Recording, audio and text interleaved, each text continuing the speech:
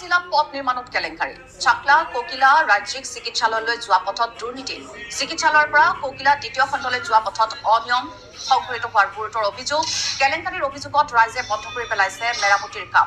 5.36 kilometre দৈৰ্ঘ্যৰ পথ মেৰামতিত 149.44 লাখ টকা আবণ্টন দিয়া হৈছিল ঠিকাদাৰ ধৰ্মেশ্বৰ কছাৰীয়ে নিৰ্মাণ কৰিছিল এই পথছোৱা অতি নিম্নমানৰ কামেৰে ঠিকাদাৰে ধন আত্মসাৎ কৰাৰ গুৰুতৰ অভিযোগ উত্থাপন কৰিছে স্থানীয় ৰাইজে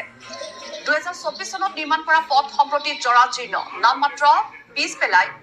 পথ মেৰামতিৰ কাম আৰম্ভ কৰা হৈছে মেৰামতিৰ নমুনা দেখি অতিষ্ঠ হৈ পৰিছে স্থানীয় বাসিন্দাসকল আৰু যাৰ বাবে ৰাইজে বন্ধ কৰি দিলে মেৰামতিৰ সকলো কাম কাজ লগতে ঠিকাদাৰৰ বিৰুদ্ধে চৰকাৰক ব্যৱস্থা গ্ৰহণৰ তেওঁলোকে দাবী উত্থাপন কৰিছে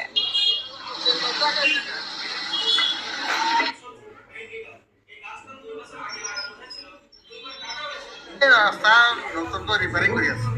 কিন্তু মানে সিহঁতে যেটা প্লেন কৰিব লাগে ৰিপেয়াৰিং কৰোঁতে মানে মশলা দিয়েই নাই